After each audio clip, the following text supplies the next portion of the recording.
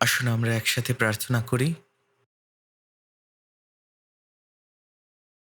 হে পবিত্র ও দয়াময় পিতা ঈশ্বর, তুমি আমাদের ভালোবাসো। আমরা তোমার কাছ থেকে অনেক দূরে ছিলাম। আমরা পাপের মধ্যে বাস করছিলাম। আমরা তোমার সাথে শত্রুতা করেছিলাম আমাদের অন্যায় ও মন্দ কাজের জন্য। আমরা তোমার ক্রোধ ও শাস্তির যোগ্য ছিলাম।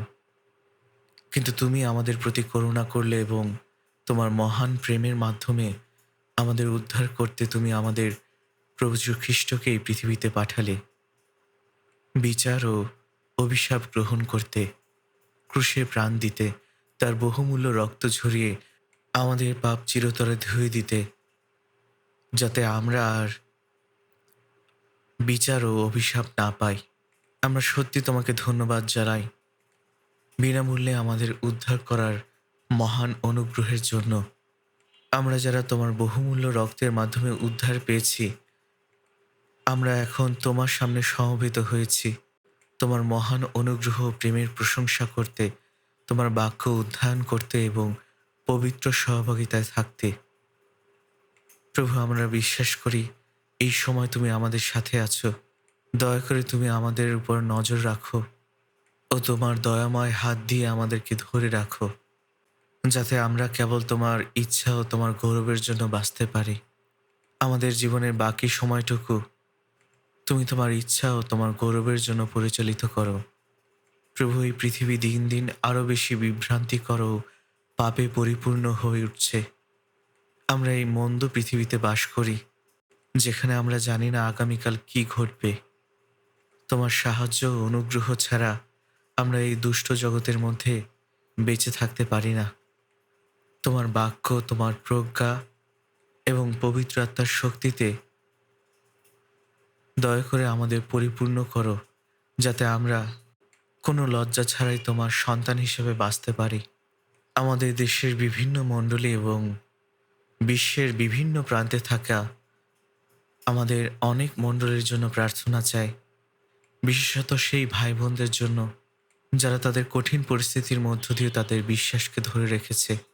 দয়া করে তোমার বাক্য, তোমার অনুগ্রহ ও পবিত্র আত্মার শক্তি দিয়ে তাদেরকে ধরে রাখো, যাতে তারা সাহসের সাথে সুসমাচার প্রচার করতে পারে। প্রভু, আমাদের প্রয়োজনীয় বাক্য আমাদের দাও এবং আমাদের সেই পথে শিক্ষা দাও যে পথে আমাদের চলতে হবে। প্রভু, এই সময় দয়া করে তোমার বাক্য, তোমার পবিত্র ইচ্ছা প্রকাশ করো, যা তুমি চাও, এবং যেন আমরা উপলব্ধি করি এবং সেই অনুযায়ী কাজ করার হৃদয় দাও। এই প্রার্থনা প্রভু যীশু খ্রিস্টের নামে চাই, আমেন। আসুন আমরা শাস্ত্রের একটি অংশ বের করি। রোমিও 11 অধ্যায়,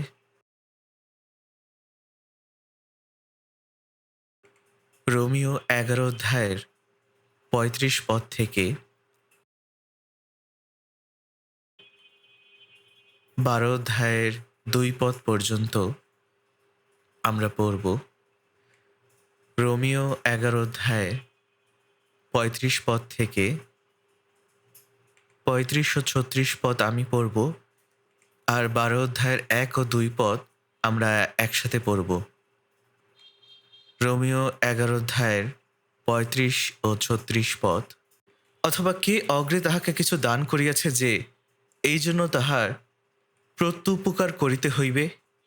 যেহেতু সকলই তাহা হইতে ও তাহার দ্বারা ও তাহার নিমিত্ত যুগে যুগে তাহারই গৌরব হোক, আমেন। অতএব হে ভাতৃগণ, ঈশ্বরের নানা করুণার অনুরোধে আমি তোমাদিগকে বিনতি করিতেছি, তোমরা আপন আপন দেহকে জীবিত, পবিত্র, ঈশ্বরের প্রীতিজনক বলিরূপে উৎসর্গ করো। ইহাই তোমাদের চিত্তসঙ্গত আরাধনা। আর এই যুগের অনুরূপ হইও না, কিন্তু মনের নতুনীকরণ দ্বারা স্বরূপান্তরিত হও, যেন তোমরা পরীক্ষা করে জানিতে পারো ঈশ্বরের ইচ্ছা কি, যাহা উত্তম ও প্রীতিজনক ও সিদ্ধ। ধন্যবাদ আপনাদের।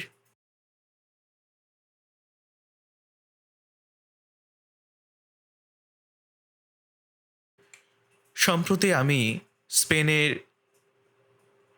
বসন্তকালীন রিট্রিটে অংশ নিয়েছিলাম এবং এটি 14 ঘন্টার বিমান যাত্রা ছিল। স্পেন দেশটি এখান থেকে আসলে অনেক দূরে। এটা অনেকটা কোরিয়া থেকে নিউ ইয়র্ক বা ওয়াশিংটন ডিসি যাওয়ার মতোই। স্পেনে আমাদের 19টি মণ্ডলী রয়েছে এবং সেখানে সুসমাচার প্রচারের কাজ খুব ভালো চলছে।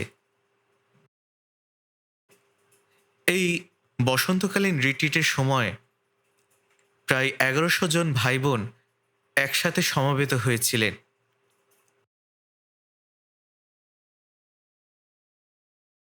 7 বছর আগে আমি স্পেনে গিয়েছিলাম রিট্রিটের জন্য। তারা রিট্রিটের জন্য মাদ্রিদে একটি জায়গা ভাড়া করেছিল এবং সেখানে পর্যাপ্ত বড় জায়গা ছিল না, তাই তারা বাইরে তাঁবু খাটিয়েছিল, যা আসলে বেশ অসুবিধাজনক ছিল।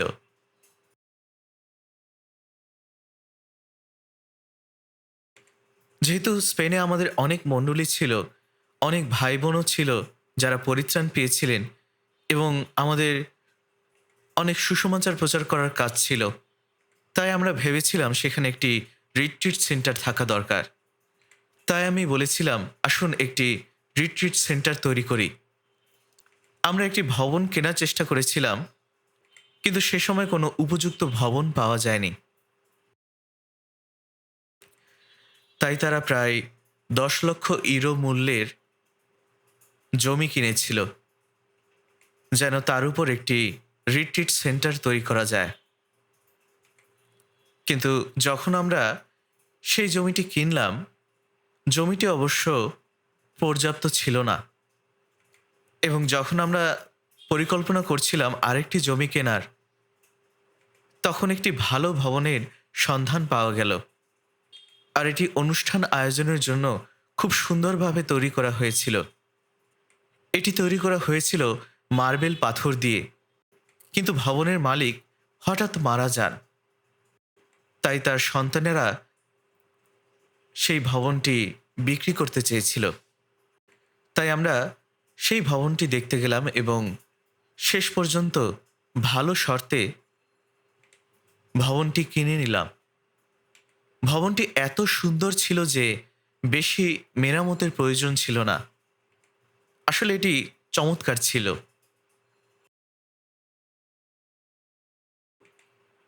আমরা যখন রিট্রিট করছিলাম, যেহেতু 19টি মণ্ডলীকে সমবেত হতে হয়েছিল, সবার পক্ষ থেকে একসাথে সমবেত হওয়াটা কঠিন ছিল। তাই আমরা অতীতে 2টি আলাদা রিট্রিট করেছিলাম, কিন্তু এই সময় কোরিয়া থেকে 14 জন সদস্য মিশন দল হিসেবে সেখানে অংশগ্রহণ করেছিলেন। আর সেখানে অনেক মানুষ এসেছিলেন এবং ঈশ্বরের অনুগ্রহে সেই রিট্রিটটি আমরা শেষ করেছিলাম। আমার মনে হয় স্পেনের মানুষ ইউরোপের অন্যান্য মানুষদের তুলনায় বেশি সরল, তাই সেখানে সুসমাচার প্রচারের কাজ খুব ভালোভাবে এগিয়ে চলছে। ইউরোপে আমাদের অনেক মণ্ডলী রয়েছে, কিন্তু আমার মনে হয় স্পেনে আমাদের মণ্ডলীগুলো সুসমাচারের জন্য সত্যি এগিয়ে চলেছে এবং আমি ঈশ্বরের কাছে খুব কৃতজ্ঞ যে অনেক মানুষ পরিত্রাণ পাচ্ছে। এই শেষ সময় আমরা আমাদের হৃদয় ও পরিশ্রমকে এক করছি বিশ্বের বিভিন্ন স্থানে সুসমাচার প্রচার করতে, এবং মানুষ পরিত্রাণ পাওয়ার মাধ্যমে ঈশ্বরের কাজ ক্রমাগত প্রকাশ পাচ্ছে। যেমন আপনারা সবাই হয়তো জানেন, মধ্যপ্রাচ্যে যুদ্ধ চলছে এবং তারা যুদ্ধবিরতির জন্য কাজ করছে, কিন্তু শর্তগুলো খুবই কঠিন ও জটিল। তাই আমি নিশ্চিত নই যে এটি সফল হবে কিনা। আমি আশা করি শীঘ্রই যুদ্ধবিরতি হবে এবং সেখানকার পরিবেশে শান্তি ফিরে আসবে। কিন্তু মধ্যপ্রাচ্যে যখন যুদ্ধ হয়, তা কেবল সেখানেই শেষ হয় না, বরং তা সমস্ত বিশ্বের অর্থনীতিতে একটি বড় বিশৃঙ্খলা সৃষ্টি করে। ইতিমধ্যে হাজার হাজার মানুষ এই যুদ্ধে মারা গিয়েছে। তাই এই যুদ্ধটি অবশ্যই খুব তাড়াতাড়ি শেষ করতে হবে এবং বিশ্বের অর্থনীতিও অবশ্যই স্থিতিশীল হতে হবে, যেন আমরা সুসমাচার প্রচারের জন্য বাধাগ্রস্ত না হই। কিন্তু একটা বিষয় এখানে নিশ্চিত যে এই যুদ্ধটি অতীতের অন্যান্য যুদ্ধের মতো নয়। এই যুদ্ধটিকে মনে করা হচ্ছে এমন একটি যুদ্ধের পূর্বাভাস হিসেবে যা শাস্ত্রে লিপিবদ্ধ রয়েছে। আমার মনে হয় ঈশ্বর এটি দেখিয়েছেন আমাদের জন্য। এটি একটি জাগ্রত ও সতর্ক থাকার চিহ্ন হিসাবে। যিশু বলেছিলেন, তেমনি তোমরাও এই সমস্ত বিষয় যখন দেখবে তখন জানবে যে তা দ্বারে উপস্থিত। যিশুর দ্বিতীয় আগমনের আগে কিছু চিহ্ন থাকবে, আর তার মধ্যে একটি চিহ্ন হল যুদ্ধ। তাই যিশু এই কথাই বলেছিলেন, তোমরা যখন এই চিহ্নগুলো দেখবে তখন এটাই জানবে যে ঈশ্বরের রাজ্য সন্নিকট। আর এই কারণে আমরা যখন এই ঘটনাগুলো দেখতে পাই তখন আমরা বুঝতে পারি যে প্রভুর আগমন আমাদের জন্য খুবই নিকটবর্তী। সুতরাং মধ্যপ্রাচ্যের যুদ্ধটি হল শেষ যুদ্ধের একটি পূর্বাভাস, যেটা ভবিষ্যতে সংঘটিত হবে। চলচ্চিত্রের ট্রেইলার বা টিজার থাকে, তাই না? ঠিক যেমন ট্রেইলার বা টিজার থাকে বা পূর্বাভাস থাকে, আমি নিশ্চিত যে এটি সেই শেষ যুদ্ধের একটি ট্রেইলার বা পূর্বাভাস। শেষ যুদ্ধটি সেইখানেই হবে যেখানে এদেন উদ্যানে মানবজাতির সূচনা হয়েছিল। এতে কোনো সন্দেহ নেই যে এদেন উদ্যানটি বর্তমানে ইরাক, ইরান ও ইসরায়েলের খুব নিকটবর্তী অঞ্চলে অবস্থিত ছিল। ঠিক যেমন শাস্ত্রে বলা হয়েছে যে সমস্ত গাছপালা ও প্রাণী এদেন উদ্যান থেকে মাটির গভীরে তলিয়ে গিয়েছিল এবং সেই কারণেই সেখান থেকে প্রচুর অপরিশোধিত তেল উৎপাদিত হয়। এটি সারা বিশ্বের অর্থনীতির সাথে সম্পর্কিত। সেখানে ইসরায়েল রয়েছে যারা ঈশ্বরের মনোনীত জাতি, কিন্তু জিহুদিরা ঈশ্বরের পাঠানো মশীহকে প্রত্যাখ্যান করেছিল এবং তাকে ক্রুশে দিয়েছিল। এর ফলে ঈশ্বর ইসরায়েলের জনগণকে সারা বিশ্বে ছড়িয়ে ছিটিয়ে দিয়েছিলেন। 2000 বছর ধরে তারা যেখানেই গেছে সেখানেই তাদের হত্যা করা হয়েছে। আর কেবল দ্বিতীয় বিশ্বযুদ্ধেই 60 লক্ষ জিহুদিকে হত্যা করা হয়েছিল। জিহুদিদের ইতিহাসের চেয়ে করুণ ইতিহাস আর কারো হতে পারে না। এর কারণ হল খ্রিস্টকে প্রত্যাখ্যান করার পাপের পরিণতি। তাই সেই বিষয়টি আমাদেরকে দেখানো হয়েছে। কিন্তু সেই জাতি যদি ধ্বংস হয়ে যায় তাহলে লোকেরা বলবে ঈশ্বর ব্যর্থ হয়েছেন। তাই আপনারা যদি জিএসকেল 38 অধ্যায় দেখেন, সেখানে বলা হয়েছে ইসরায়েলের লোকেরা তাদের দেশে ফিরে আসবে, একটি শক্তিশালী দেশ গঠন করবে। এবং তিনি বলেছিলেন তিনি তাদের জন্য এটি করবেন না, বরং তিনি নিজের পবিত্র নামের জন্য তিনি এটি করবেন। তাদের উপর ভয়ানক অভিশাপ ছিল ঈশ্বরের অনুগ্রহ প্রত্যাখ্যান করার কারণে। আর তাই ঈশ্বর যে মৃত নন সেটা দেখানোর জন্য ঈশ্বর অলৌকিকভাবে ইসরায়েল জাতিকে পুনরুদ্ধার করেছিলেন। 1948 সালের 14 মে ইসরায়েল আবারও তাদের নিজের দেশে একত্রিত হয় এবং সেই সাথে তারা অন্যান্য জাতির বিরুদ্ধে যুদ্ধ করে জয়লাভ করে। তারা তাদের নিজেদের দেশ পুনরুদ্ধার করে নেয়। আর বর্তমানে সেখানে প্রায় 80 লক্ষ জিহুদি ইসরায়েল দেশে বাস করছেন। এটি সম্ভবত আমাদের রাজধানী শহরের জনসংখ্যার চেয়েও কম। কিন্তু ইসরায়েলের চারপাশের আরব দেশগুলো তারা মুসলিম, তারা ইসলামী রাষ্ট্র যারা ঈশ্বরের বিরুদ্ধে যায়। তারা ইসরায়েলের চরম শত্রু। এবং দীর্ঘকাল আগে থেকেই তারা ইসরায়েলের বিরুদ্ধে যুদ্ধ করছে। সারা বিশ্বের সমস্ত জিহুদিরাও যদি একত্রিত হয়, তা সম্ভবত হবে 2 কোটিরও কম। ইসরায়েল দেশে 80 লক্ষ জিহুদি বাস করছে। আমেরিকায় বাস করছেন আরও প্রায় 80 লক্ষ জিহুদি, এবং সারা বিশ্বে আরও প্রায় হয়তোবা 60 লাখ জিহুদি ছড়িয়ে ছিটিয়ে আছে। তাই সর্বোচ্চ হয়তোবা 2 কোটির মতো হতে পারে। অবশ্যই সময়ের সাথে সাথে তাদের জনসংখ্যা বেড়েছে, কিন্তু তা সম্ভবত 2 কোটিরও কম। তাই 2 কোটি এটি সম্ভবত আমাদের দেশের রাজধানীর জনসংখ্যার চেয়েও কম। অন্যদিকে আরব বাহিনী এবং মুসলিম বাহিনী অনেক বেশি শক্তিশালী। সারা বিশ্বে প্রায় 50টি ইসলামী রাষ্ট্র রয়েছে।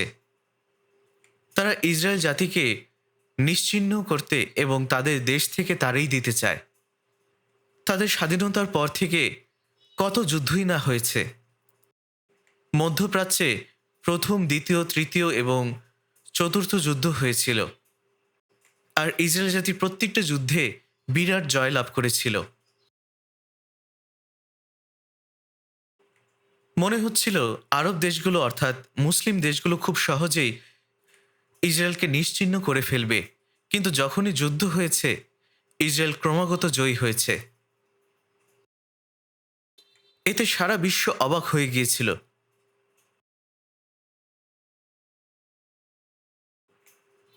ঈশ্বর নিজের অস্তিত্ব প্রমাণ করার জন্য ইসরায়েল জাতিকে পুনরুদ্ধার করেছেন।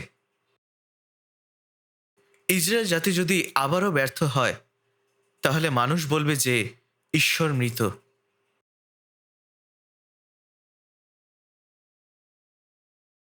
ইসরায়েল যদি ব্যর্থ হয় এবং পুনরুদ্ধার না হয়, তবে মানুষ বলবে ঈশ্বরের কোনো অস্তিত্ব নেই, এবং মুসলিমদের এই দাবি সত্য প্রমাণিত হবে যে ঈশ্বরের কোনো অস্তিত্ব নেই। তাই ঈশ্বর কোনোভাবেই ইসরায়েলকে আবারও ব্যর্থ হতে দিবেন না। তাই তিনি ইসরায়েলকে পুনরুদ্ধার করেছিলেন।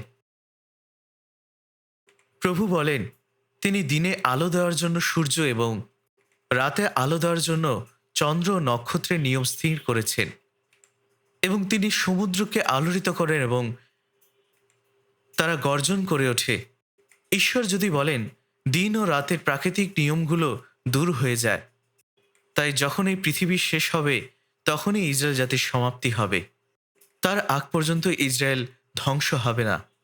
জিরিয়মীয় পুস্তকে এমনটাই লেখা আছে। আমরা যে বিষয়ে নিশ্চিত তা হলো, যে দেশই হোক না কেন তারা ইসরায়েলের বিরুদ্ধে যুদ্ধ করে জয়ী হতে পারবে না। কেন? কারণ ইসরায়েলের বিরুদ্ধে যুদ্ধ করার অর্থ হলো ঈশ্বরের বিরুদ্ধে যুদ্ধ করা। ঈশ্বরই ইসরায়েল জাতিকে পুনরুদ্ধার করেছেন। কিন্তু আপনি যদি আবারও ইসরায়েল জাতিকে ধ্বংস করতে পারেন, তাহলে আপনি বলতে পারবেন যে ঈশ্বর নেই। তাই তারা আর কখনো ধ্বংস হবে না। ইসরায়েলের বিরুদ্ধে যুদ্ধ করার মানে হলো ঈশ্বরের বিরুদ্ধে যুদ্ধ করা। ঈশ্বরের বিরুদ্ধে যুদ্ধ করে কে জয়ী হতে পারে? মধ্যপ্রাচ্যে ইসরায়েলের বিরুদ্ধে যুদ্ধরত দেশগুলো মূলত ইসলামী রাষ্ট্র। তারা মুসলিম, আর ইসরায়েল জাতি হল ঈশ্বরের মনোনীত জাতি। তবে ইসরায়েলের পিছনে রয়েছে আমেরিকা। আমেরিকা অবশ্যই পৃথিবীর সবচেয়ে শক্তিশালী দেশ, এবং এটি একটি খ্রিস্টীয় রাষ্ট্র। এবং মুসলিম দেশগুলোর পিছনে অবশ্যই রয়েছে চীন এবং রাশিয়া। তারা হলো সাম্যবাদী এবং নাস্তিক। বর্তমানে তারা সরাসরি না হলেও রাশিয়া এখন তাদের যুদ্ধের তথ্য দিয়ে সাহায্য করছে এবং তাদের বিভিন্নভাবে সহযোগিতা করছে। এই যুদ্ধ শেষ হলে শেষ যে যুদ্ধটি হবে, যেটা জিএসকেল 38 অধ্যায় বলা হয়েছে, সেখানে রাশিয়াকে নির্দেশ করে কিছু কথা বলা হয়েছে যে তারা অন্যান্য জাতির সাথে একত্রে মিলিত হয়ে ইসরায়েল জাতির বিরুদ্ধে যুদ্ধ করবে, এবং সেখানে অন্যতম জাতি হলো ইরান। যে দেশটিকে অতীতে বাইবেলে পারস্য দেশ বলা হতো।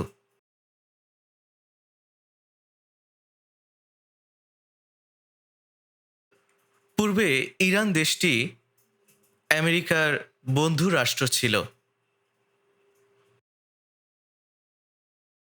যে ইরান আমেরিকাকে বন্ধু মনে করত, সেই ইরানে যখন ইসলামিক রাষ্ট্রের প্রতিষ্ঠা হলো, তখন থেকে তারা আমেরিকাকে শত্রু মনে করা শুরু করলো।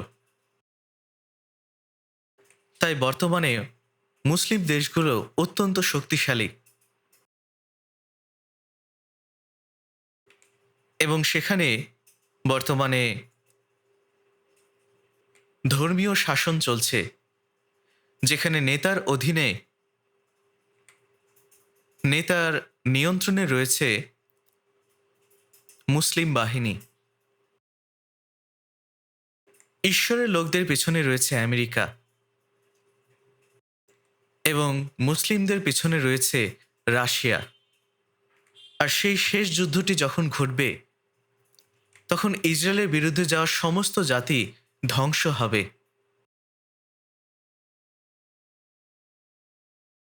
এবং একটি চূড়ান্ত পারমাণবিক যুদ্ধ হবে। এটি এমন কোনো যুদ্ধ নয় যেখানে কেউ জিতবে বা কেউ হারবে, বরং এটি এমন একটি যুদ্ধ হতে চলেছে যেখানে সমগ্র পৃথিবীকে বিচার করা হবে।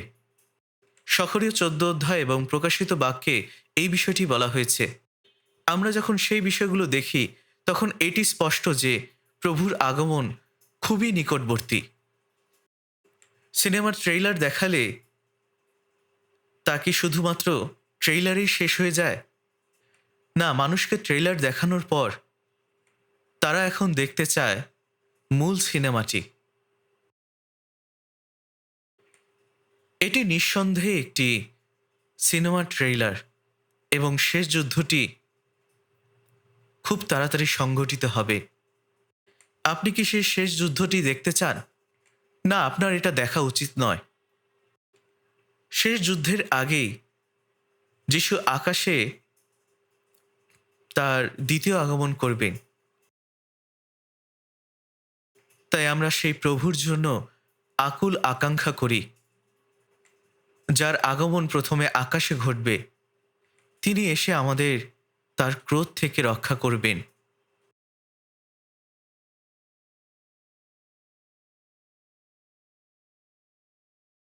প্রভু যখন ফিরে আসবেন, তখন যারা মৃত তারা আত্মিক দেহে পুনরুত্থিত হবে, আর যারা জীবিত তারা রূপান্তরিত হবে। আমরা আকাশে প্রভুর সাথে মিলিত হব। পবিত্র শাস্ত্রে অনেকবার এই বিষয়টি বলা হয়েছে। প্রথম থিসলনিকীয় 4 অধ্যায় 16 পদে বিস্তারিত বলা হয়েছে। হনকের মতোই জলপ্লাবনের আগেই ঈশ্বর হনককে জীবিত অবস্থায় তুলে নিয়েছিলেন। এই পৃথিবীকে অগ্নি দ্বারা বিচার করার আগে তিনি খ্রিস্টিয়ানদের রূপান্তর করবেন এবং হনকের মতোই আমাদের জীবিত অবস্থায় তুলে নেবে। আমরা এমন এক সময় বাস করছি যেখানে আমরা জীবিত অবস্থাতেই প্রভুর সাক্ষাৎ করতে পারি। আমরা সেই মুহূর্তের জন্য আকুল আকাঙ্ক্ষা করি। তাহলে এর জন্য আমাদের কি করতে হবে? প্রভুর সাথে সাক্ষাতের প্রস্তুতি নিতে হবে।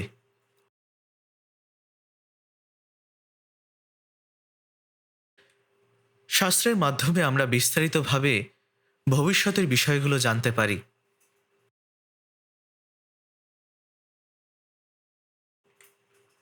আমার আন্তরিক ইচ্ছা এই যে আমাদের একজন প্রকৃত খ্রিস্টানের মতো প্রভুর জন্য অপেক্ষা করা উচিত। এখন আমরা আসুন রোমিও 11 অধ্যায়ের 35 পদটি পড়ি।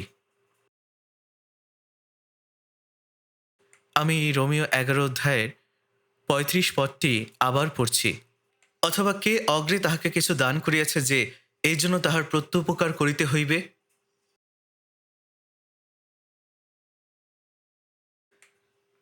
মানুষ যদি প্রভুকে কিছু দেয়, তাহলে ঈশ্বর ঋণী হয়ে পড়েন। তাহলে কি ঈশ্বর মানুষকে কিছু পরিশোধ করবেন? এই পদের অর্থ এটাই। একজন পাস্টর এই অংশটি নিয়ে তার সারমনে বলেছিলেন, আপনারা হাত তুলুন যারা প্রভুকে প্রথমে দিতে চান, আপনারা কত দিবেন? কেউ একজন বললেন $1,00,000, অন্য একজন বললেন $50,000। এমনটাই ঘটে থাকে, তারা এটিকে উল্টোভাবে শিক্ষা দেয়। কেউই ঈশ্বরকে প্রথমে দিতে পারে না এবং তাকে পরিশোধ করতে পারে না। এই বাক্যের অর্থ হলো এমন কেউই নেই যে ঈশ্বরকে প্রথমে দিতে পারে।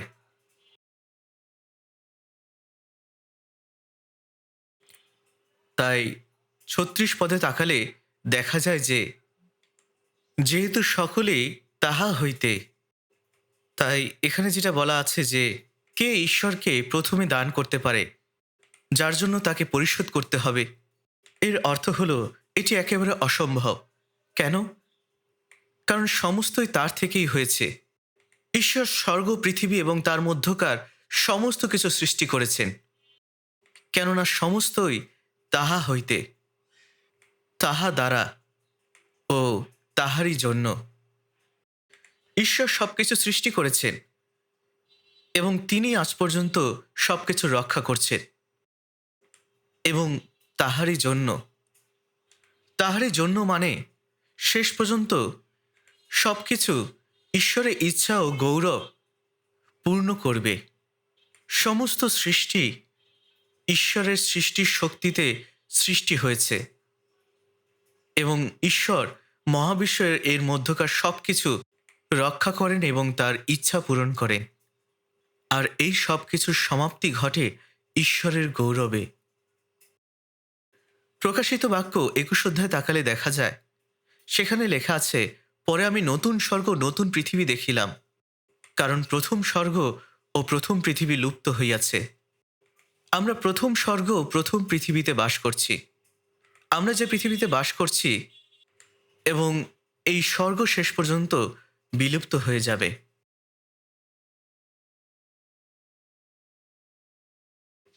ঈশ্বরের সৃষ্টি করা সবকিছুই যখন সময় আসবে, প্রথম স্বর্গ ও প্রথম পৃথিবীর সবকিছুই বিলুপ্ত হবে আর সমুদ্র আর নাই।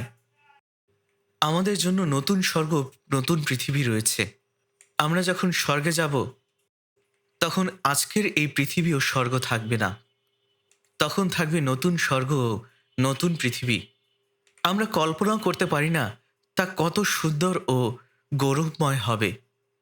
প্রথম করিন্থীয় 2 অধ্যায় বলা হয়েছে, চক্ষু যাহা দেখে নাই, কর্ণ যাহা শুনে নাই এবং মানুষের হৃদয় যাহা উদিত হয় নাই, তাহাই ঈশ্বর তার প্রেমকারীদের জন্য প্রস্তুত করিয়াছেন। ঈশ্বর তার সন্তানদের জন্য যা প্রস্তুত করেছেন তা কোনো চোখ দেখে নাই, কোনো কান শোনে নাই এবং মানুষের হৃদয় উদিত হয় নাই। কেউ তা দেখেনি, কেউ তা শোনেনি, কেউ তা কল্পনাও করতে পারে না। এটি এমন একটি জগৎ যা আমরা আমাদের কল্পনা দিয়ে আমরা বর্ণনা করতে পারি না। স্বর্গ কেমন, এমন কেউ নেই যে এর বর্ণনা দিতে পারে। তাই এখানে বলা হয়েছে, কেননা তাহা ইহাতেই, তাহার দ্বারা ও তাহার উদ্দেশ্যে সমস্তই হইয়াছে। ঈশ্বরের পরিকল্পনা পূর্ণ করার জন্য সব কিছুর সমাপ্তি ঘটবে। তাহারই মহিমা হোক যুগে যুগে। সব কিছুই তাই ঈশ্বরের মহিমা এবং তাহার ইচ্ছার জন্য। এরপর 12 অধ্যায়ের 1 পদে বলা হয়েছে, আমি অতএব তোমাদিওকে বিনতি করিতেছি, সব কিছুই ঈশ্বর সৃষ্টি করেছেন, কেননা তাহা হইতেই, তাহার দ্বারা ও তাহার উদ্দেশ্যে সমস্তই হইয়াছে। কারণ এই বিশ্ব ব্রহ্মাণ্ড টিকে আছে ঈশ্বরের মহিমার জন্য। এখানে বলা হয়েছে, অতএব হে ভাতৃগণ, ঈশ্বরের নানা করুণার অনুরোধে আমি তোমাদিগকে বিনতি করিতেছি, তোমরা আপন আপন দেহকে জীবিত পবিত্র ঈশ্বরের প্রীতিজনক বলিরূপে উৎসর্গ করো, ইহাই তোমাদের চিত্তসঙ্গত আরাধনা। এখানে বলা হয়েছে, অতএব হে ভাতৃগণ, ঈশ্বরের নানা করুণার অনুরোধে আমি তোমাদিগকে বিনতি করিতেছি। ঈশ্বরের নানা করুণা, যারা ঈশ্বরের করুণা লাভ করেছে তারা হলেন যারা পরিত্রাণ পেয়েছেন। প্রেরিত পৌল তাদের ভাই বলে ডাকছেন।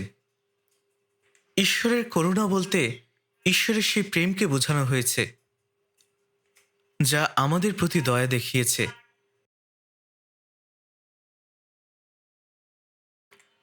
আমাদেরকে ঈশ্বরের সেই প্রেমে আবৃত করা হয়েছে, আমাদের প্রতি যা দয়া দেখিয়েছে। তাই আপনি যদি ঈশ্বরের প্রেম ও করুণা পেয়ে থাকেন, তবে শুনুন। যারা পরিত্রাণ পায়নি তারা এই কথাগুলো গ্রহণ করতে পারে না।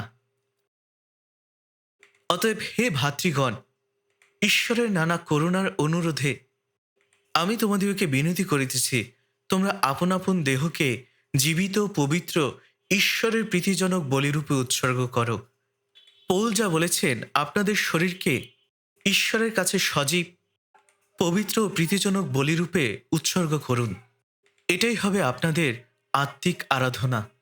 পরিত্রাণ পাওয়া ব্যক্তিরা পৃথিবীতে ঈশ্বরকে কি দিতে পারেন?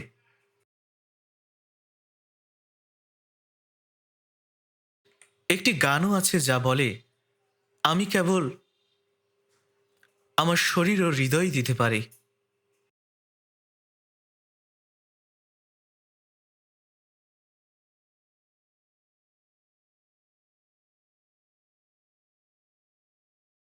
আমরা জানি যে প্রভুর রক্তের মাধ্যমে তিনি আমাদের শরীর ও প্রাণ কিনে নিয়েছেন।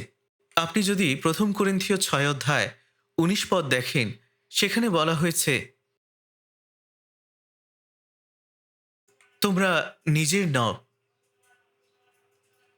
তোমাদেরকে মূল্য দিয়ে কেনা হয়েছে। তিনি আমাদের শরীর ও আত্মা উভয় কিনে নিয়েছেন।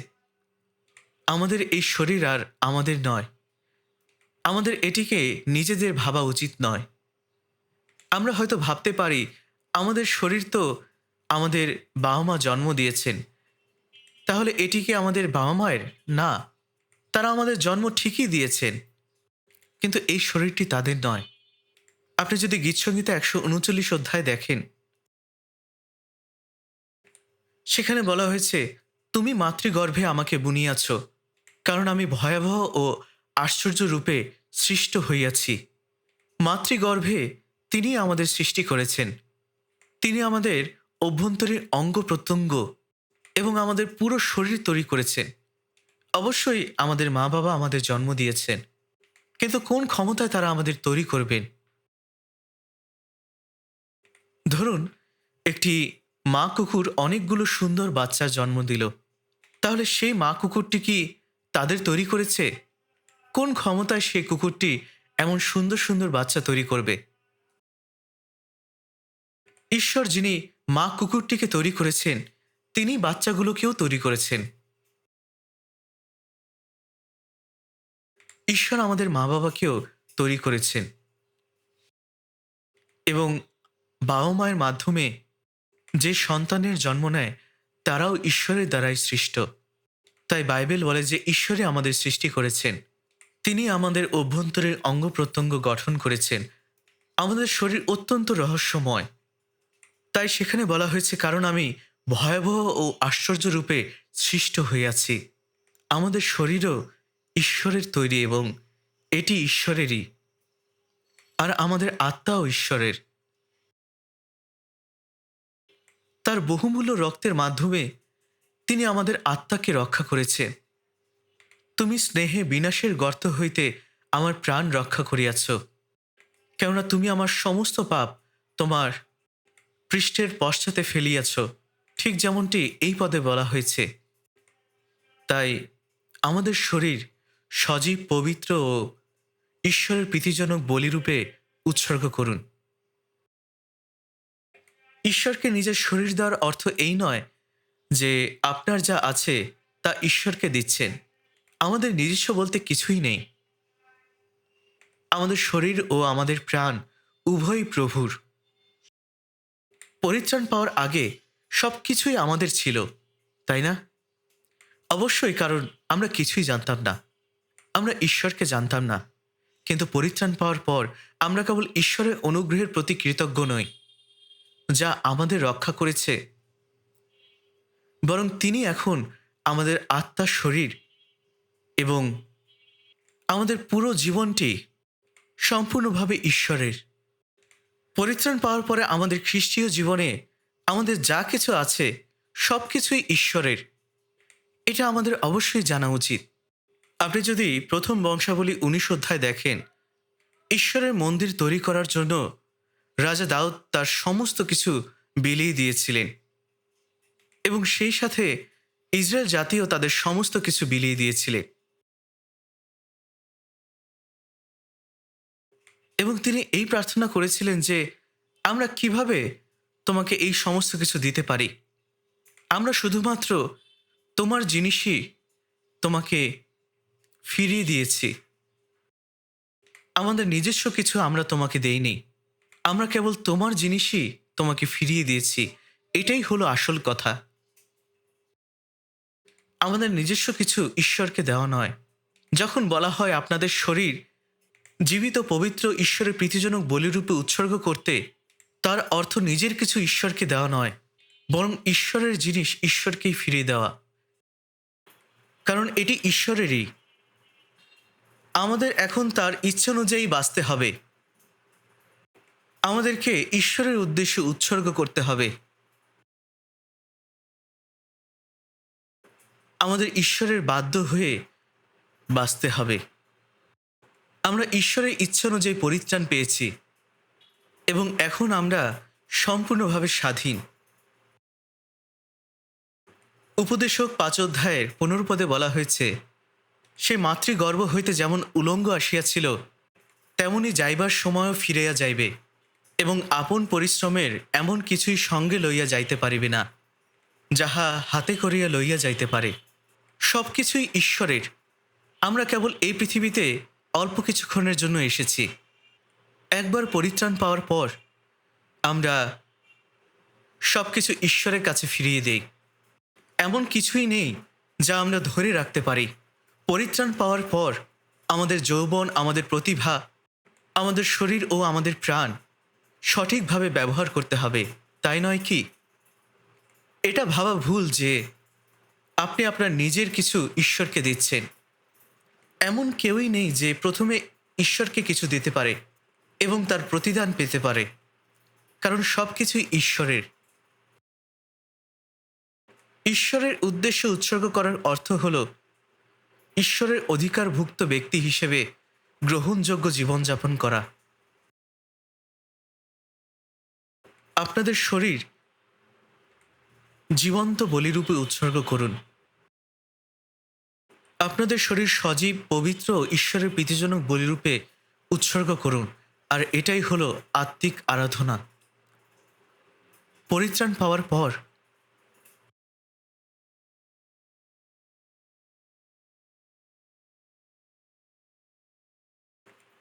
ঈশ্বরের জিনিস ঈশ্বরকে ফিরিয়ে দেওয়াই আমাদের আত্মিক আরাধনা। আপনি যদি যোহন 4 অধ্যায় দেখেন, যিশু সমরিয়া নারীর সাথে কথা বলেছিলেন। সমরিয়া নারী বলেছিল, আমাদের পিতৃপুরুষ ওই গিরিসিম পর্বতে আরাধনা করতেন। আপনারা যিহুদিরা বলিয়া থাকেন যে জেরুসালেমই আরাধনা করিবার স্থান। কোনটি সঠিক?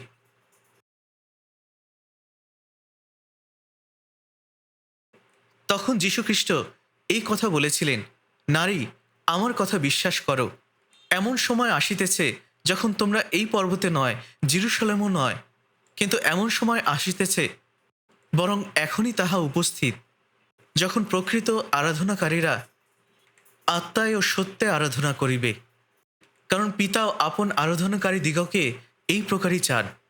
অনেক খ্রিস্টিয়ান আরাধনা বা উপাসনার কথা বলেন। আমি যখন মিড স্কুলে পড়তাম তখন মণ্ডলীতে যেতে শুরু করি। প্রভুর দিনে মণ্ডলীতে যাওয়া আমার জন্য বাধ্যতামূলক ছিল। আমি যখন মণ্ডলীতে যেতাম তখন পালক বলতেন, ঠিক আছে, আসুন আমরা আরাধনা শুরু করি এবং উপাসনা শুরু করি। যারা তার আরাধনা করে তাদের অবশ্যই আত্মায় ও সত্যে আরাধনা করতে হবে, এবং এমন এক গম্ভীর পরিবেশের মধ্যে সব কিছু করা হতো, আর তারা মনে করত যে এটাই হলো ঈশ্বরের আরাধনা। একবার আমরা ছাল্লাত প্রদেশে কিম নামক একটি জায়গায় মণ্ডলীর ভবনে সমবেত হয়েছিলাম, এবং সেখানে আমরা একজন আমেরিকানকে প্রচার করতে দেখছিলাম। তিনি তখন প্রশ্ন করেছিলেন, আপনারা কখন আরাধনা করেন? আপনাদের আরাধনা কখন হয়? আমি বললাম, ওহ না, আমাদের আরাধনা হয় না, আমরা আরাধনা উৎসর্গ করি।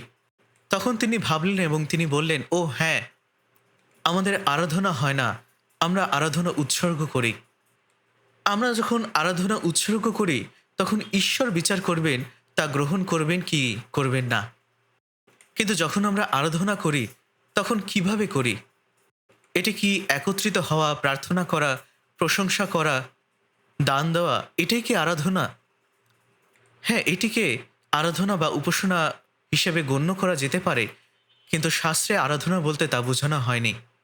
বলা হয়েছে ঈশ্বর আত্মা, আর যারা তার আরাধনা করে তাদের অবশ্যই সত্যে এবং আত্মায় আরাধনা করতে হবে। সত্যে ও আত্মায়। মানুষ যখন পরিত্রাণ পায় তখন পবিত্র আত্মা আসে এবং সেই আত্মা অনুযায়ী জীবনযাপন করাই হলো আরাধনা। যারা পরিত্রাণ পায়নি, যাদের মধ্যে পবিত্র আত্মা নেই, তারা আত্মায় আরাধনা করতে পারে না। ঈশ্বর আত্মা, আর যারা তার আরাধনা করে তাদেরকে অবশ্যই আত্মায় আরাধনা করতে হবে। অর্থাৎ এখানে পবিত্র আত্মাকে নির্দেশ করা হয়েছে। আত্মা এবং সত্য।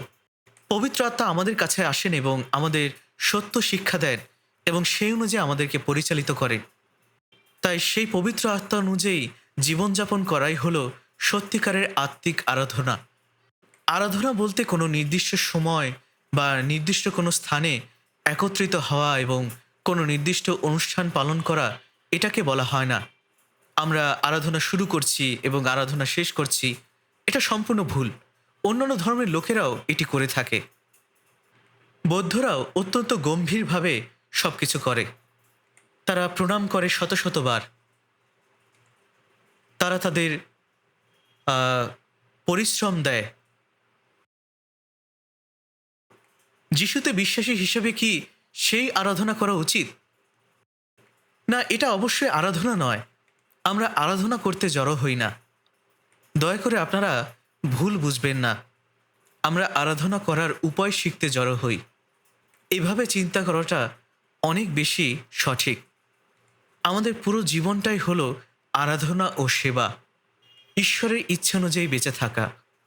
তা বাড়িতেই হোক, কাজের জায়গায়, সমাজে, মণ্ডলীতে জড়ো হওয়া, সহভাগিতা করা, বাক্য অনুযায়ী বাধ্য হওয়া এবং সেবা করা, এই পুরো জীবনটাই হলো ঈশ্বরের উদ্দেশ্যে আমাদের দেওয়া আরাধনা।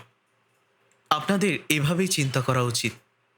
যদি কেউ আপনাকে জিজ্ঞাসা করে আপনি কোথায় গিয়েছিলেন, আপনি যদি বলেন, ও আমি আরাধনা ও সেবা করতে গিয়েছিলাম, এটা ভুল। ঈশ্বরই হলেন সেই জন যিনি দেখবেন আপনি সঠিকভাবে আরাধনা ও সেবা করছেন কিনা।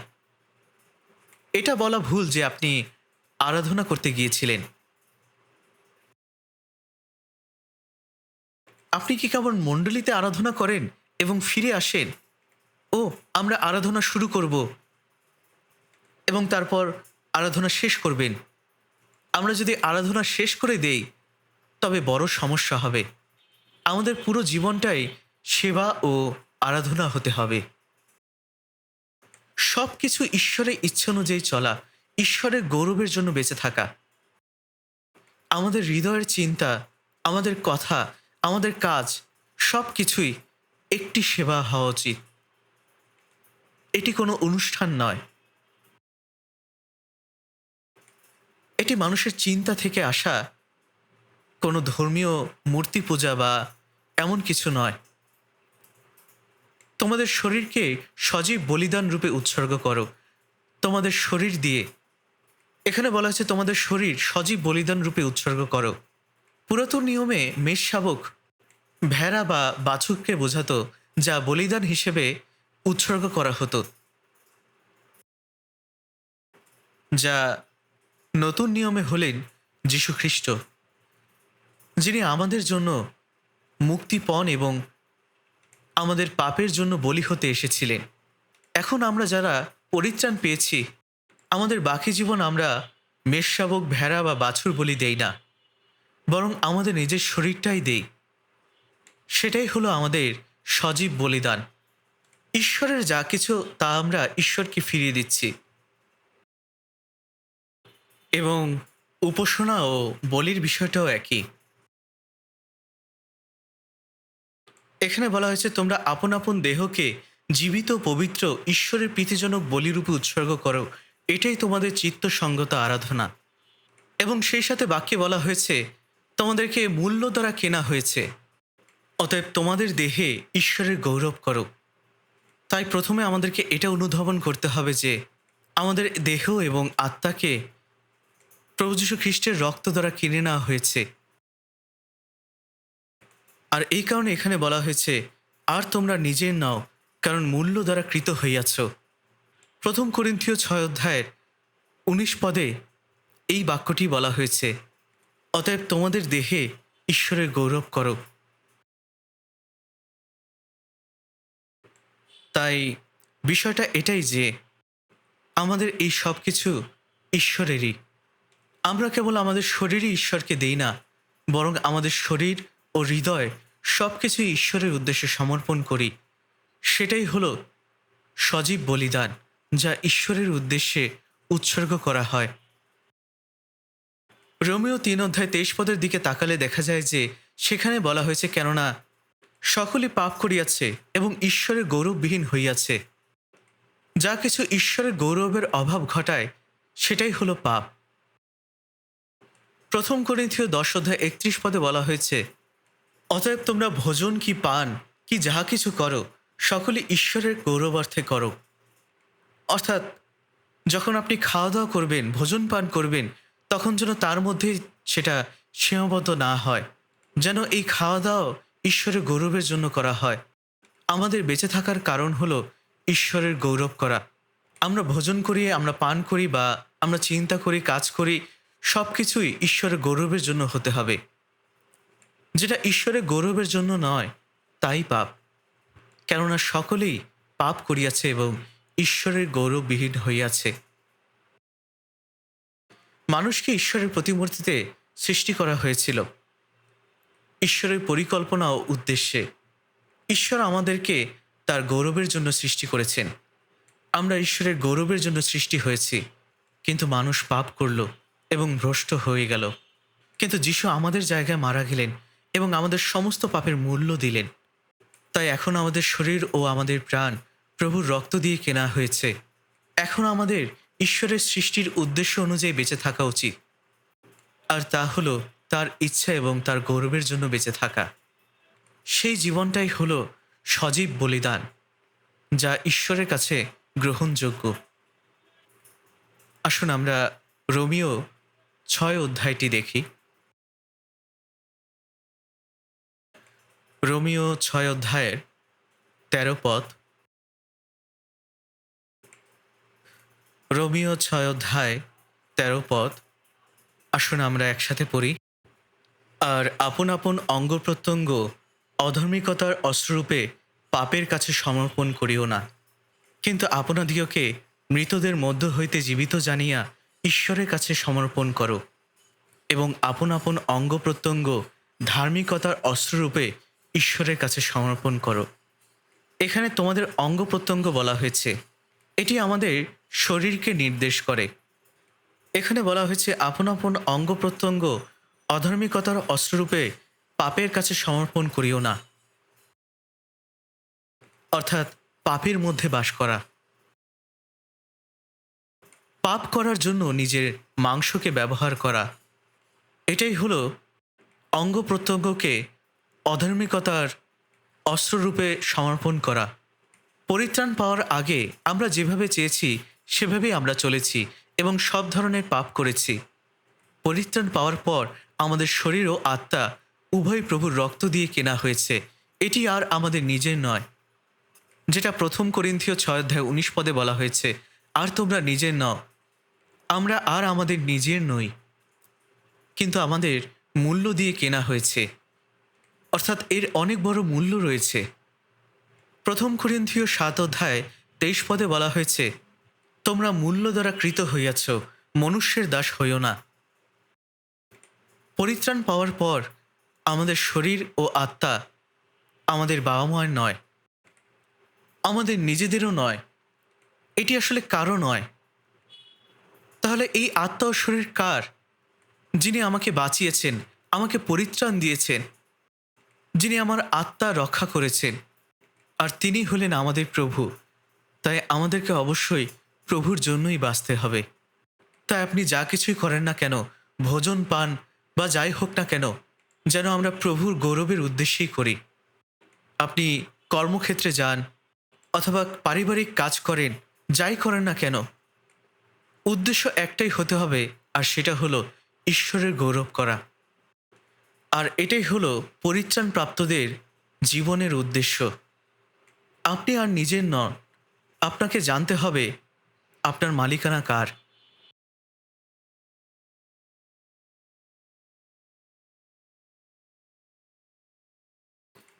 কেউ একজন তার পরিচারিকাকে একটি গাছ দিয়েছিলেন এবং তিনি এই কথা বলেছিলেন যে এই মহিলাটি কাজে খুব ভালো, কিন্তু তার একটি সমস্যা হলো তিনি এটা বুঝতে পারেন না কোনটি তার এবং কোনটি আমার।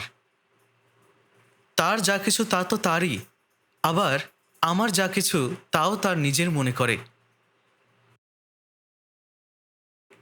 ট্রেনে মাঝে মাঝে আপনি আপনার জ্যাকেট ঝুলিয়ে রাখেন, তারপর আপনার পাশের কেউ এসে বসে এবং তার নিজের জ্যাকেট খুলে আপনার জ্যাকেটের উপরে রাখে।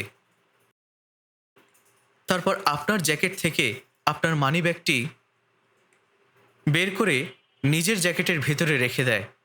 এরপরে সে নিজের জ্যাকেট নিয়ে চলে যায়। আমি নিজেই এরকম অভিজ্ঞতার মুখোমুখি হয়েছিলাম। আমি ট্রেন থেকে নামলাম এবং আমার মানিব্যাগটি খুঁজে পাচ্ছিলাম না। সেই ব্যক্তিটি আমার মানিব্যাগটি চুরি করেছিল। আমি জিজ্ঞাসা করলাম, মহাশয়, আপনি কেন আমার মানিব্যাগটি নিলেন? তখন তিনি বললেন, দুঃখিত, আমি ভেবেছিলাম এটি আমার। আপনাকে বুঝতে হবে কোনটি আপনার এবং কোনটি অন্য কারো। পার্থক্য করতে না পারাটাই হলো চুরি। আমরা ঈশ্বরের সামনে আমাদের খ্রিস্টীয় জীবন যাপন করি, কিন্তু আমরা যদি বুঝতে না পারি যে কোনটা ঈশ্বরের আর কোনটা আমার, তবে তা হলো চুরি, তা হলো ডাকাতি। মালাখী ৩ অধ্যায় বলা হয়েছে, তথাপি তোমরা আমাকে লুট করিতেছ। তাতে ইসরায়েলরা বলল, আমরা কোন বিষয়ে তোমাকে লুট করিয়াছি? আপনি কিভাবে ঈশ্বরকে লুট করতে পারেন? ঈশ্বর তখন বলেছিলেন, দশমাংশে ও উপহারে।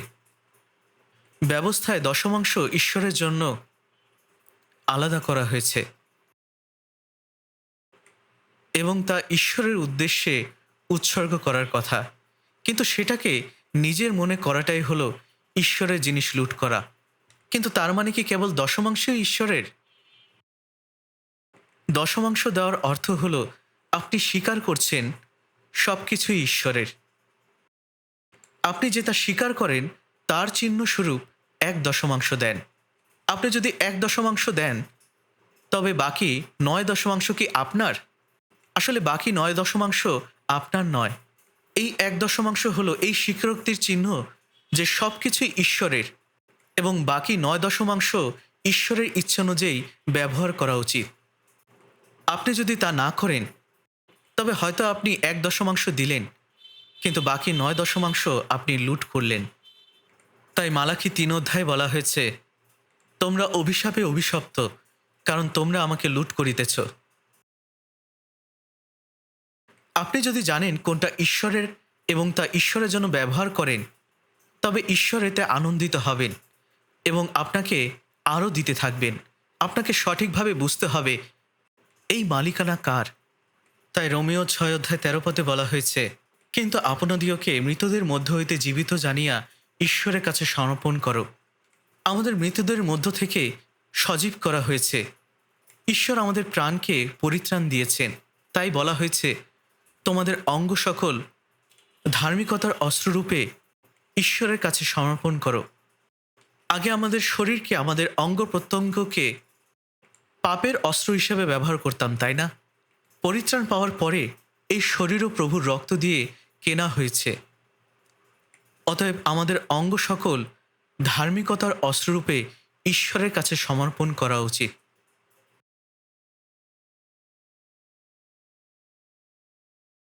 ঈশ্বরের ইচ্ছা অনুযায়ী ধার্মিক কাজের জন্য আমাদের এটি ব্যবহার করা উচিত। সেটাই ধার্মিকতার অস্ত্র হিসাবে ঈশ্বরের কাছে নিজেদের সমর্পণ করা। পরিত্রাণ পাওয়ার পর আমরা আর নিজেদের জন্য বাঁচি না, বরং প্রভুর জন্য বাঁচি।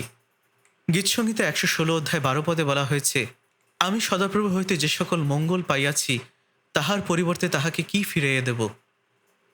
পরিত্রাণ প্রাপ্ত হিসেবে আমাদের এটি কখনোই ভোলা উচিত নয়। আমাদের চিন্তা করতে হবে, আমি প্রভুকে কিভাবে পরিশোধ করব, যিনি আমাকে রক্ষা করেছেন। আমাদের মতো পাপীকে উদ্ধার করার জন্য তার অনুগ্রহের ঋণ শোধ করতে আমরা সারা জীবন কী বা করতে পারি। ঈশ্বরের একজাত পুত্র আমার পরিবর্তে মারা গিয়েছেন, আমাকে নরক থেকে বাঁচাতে তার সমস্ত মূল্যবান রক্ত ঝরিয়েছিলেন। আমরা যখন এই চিন্তা করি তখন প্রভুর জন্য আমরা 100 বার মরলেও তা কখনো আমরা শোধ করতে পারবো না। তবু অন্তত একবার কি তার জন্য বাঁচতে পারি না?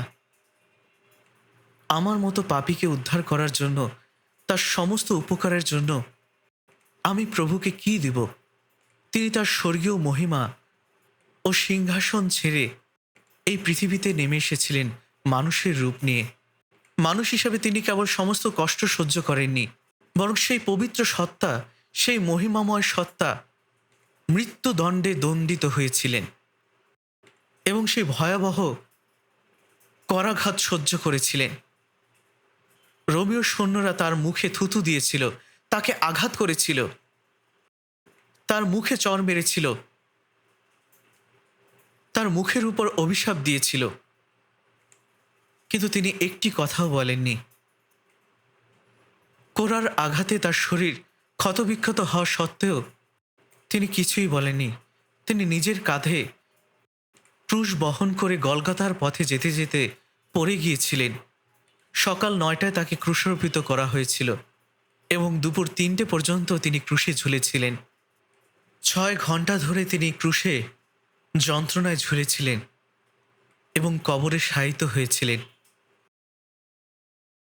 তাকে কবর দেওয়া হয়েছিল। ঈশ্বর, সেই পবিত্রতম জন যিনি ঈশ্বরের সমান ছিলেন, আমার মতো এক নগণ্য পাপীকে উদ্ধার করার জন্য যিনি পোকার চেয়েও অধম হয়েছিলেন, তিনি তা করেছিলেন এবং আমাদের জন্য পুনরুত্থিত হয়েছিলেন। তিনি কেবল আমাদের জন্য প্রার্থনাই করেন না, তার রাজ্যে প্রবেশ না করা পর্যন্ত আমাদেরকে তিনি সাহায্য করেন। এই সমস্ত অনুগ্রহের জন্য আমরা কিভাবে তার ঋণ পরিশোধ করতে পারি? জিনজেনডর্ফ নামে একজন জার্মান কাউন্ট ছিলেন। তিনি পরিত্রাণ পেয়েছিলেন, কিন্তু পরিত্রাণ পাওয়ার পরে কিভাবে খ্রিস্টীয় জীবন যাপন করতে হয় তা তিনি ভেবে দেখেননি। কিন্তু জার্মান একটি আর্ট মিউজিয়ামে তিনি যিশুর একটি ছবি দেখেছিলেন, যেখানে তার মাথায় কাটার মুকুট ছিল এবং তিনি ক্রুশারোপিত হয়েছিলেন, এবং সেখানে লেখা ছিল, আমি তোমার জন্য এইসব করেছি, তুমি আমার জন্য কি করেছ? তুমি আমার জন্য কি করেছ? আর এই ছবিটির সামনে তিনি নিজেকে সঁপে দিলেন। তিনি হাঁটু গেড়ে বসলেন। তিনি বুঝতে পারলেন যে প্রভু আমাকে বাঁচাবার জন্য এত কষ্ট সহ্য করেছিলেন, যিনি এত পবিত্র হওয়া সত্ত্বেও তিনি আমার জন্য মারা গেছেন। আর তিনি এটাই ভাবলেন যে আমি প্রভুর জন্য কিছুই করিনি। তাই তিনি সেই ছবিটির সামনে তার চোখের জল ফেললেন এবং তিনি উঠে দাঁড়িয়ে প্রভুর কাছে এই প্রতিজ্ঞা করলেন, প্রভু, আমি এখন থেকে কেবল তোমারই জন্য বাঁচব। একজন কাউন্ট হিসাবে তখন তার অনেক সম্পত্তি ছিল, কিন্তু তিনি তার সমস্ত কিছু প্রভুকে দিয়ে দিলেন। তিনি জন ওয়েসলি ও পিরিটানদের সাথেও দেখা করেছিলেন। তিনি তার সমস্ত সম্পত্তি সারা বিশ্বের মিশনারিদের জন্য দিয়ে গিয়েছিলেন। তিনি সারা বিশ্বে সুসমাচার প্রচারের জন্য তা ব্যবহার করেছিলেন। জিনজেনডর্ফ হোক বা আমরা সবাই একই অনুগ্রহ পেয়েছি, তাই না? আমার নিজের বলতে কিছুই নেই, যেমন দাউদ বলেছেন, যা তোমার তাই আমরা তোমাকে দিয়েছি, আমরা শুধুমাত্র তোমার জিনিসই তোমাকে ফিরিয়ে দিচ্ছি। যা আসলে ঈশ্বরের, তা যদি নিজের কাছে ধরে রেখে আমরা যদি এটি বলি যে এটি আমাদের, অবশ্যই ঈশ্বর আমাদেরকে এটি দিয়েছেন যেন আমরা এটি ব্যবহার করি। কিন্তু আমাদের যতটুকু প্রয়োজন ততটুকুই আমাদের জন্য ব্যবহার করা উচিত, আর বাকি সব কিছুই প্রভুকে ফিরিয়ে দিতে হবে, যেন সমস্ত জায়গায় সুসমাচার প্রচারিত হয়। আর এটাই হলো ঈশ্বরের উদ্দেশ্যে জীবন্ত উৎসর্গ। এবং এটা শুধুমাত্র আমাদের মানসিক দেহ নয়, কিন্তু আমাদের হৃদয়, অর্থাৎ সব কিছুই ঈশ্বরকে ফিরিয়ে দিতে হবে। তাই আমাদেরকে এই সব কিছু ঈশ্বরের কাছে সমর্পণ করতে হবে, যেগুলো আমরা বিনামূল্যেই পেয়েছি। তিনি স্বর্গ হতে আমাদেরকে যে ভালোবাসা দিয়েছেন, কে এই ভালোবাসার বর্ণনা করতে পারে? তাই আমাদের এমন মনোভাব হওয়া উচিত যেন আমরা প্রভুর সামনে আমাদের সব কিছু সঁপে দিতে পারি, এবং আমি যেন তার সাথে নিখুঁত সহভাগিতায় থাকতে পারি, কারণ আমরা ঈশ্বরের অনুগ্রহ পেয়েছি। তাই আমাদের দেহ ও আত্মা উভয়ই প্রভুর। আমরা বাঁচি বা মরি, এখন থেকে আমরা ঈশ্বরের ইচ্ছায় চলব, আর এটাই হলো ঈশ্বরের কাছে উৎসর্গ করা। আপনি যদি কেবল কিছু টাকা তাকে দিয়ে বলেন বাকি সব কিছু নিজের মতো করে নেন, তাহলে তার অর্থ কি দাঁড়ায়? আপনার কাছে টাকা চাওয়ার মতন অভাব ঈশ্বরের কাছে হয়নি। তিনি যা চান তা হলো আমাদের হৃদয়। আসুন আমরা ২ করিন্থীয় ৫ অধ্যায় ১৫ পদ দেখি। ২ করিন্থীয় ৫ অধ্যায় ১৫ পদ।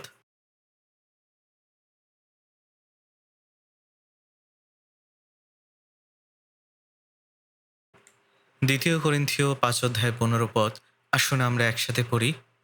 আর তিনি সকলের জন্য মরিলেন, যেন যাহারা জীবিত আছে তাহারা আর আপনাদের উদ্দেশ্যে নয়, কিন্তু তাহারই উদ্দেশ্যে জীবন ধারণ করে, যিনি তাহাদের জন্য মরিয়াছিলেন ও উত্থাপিত হইলেন।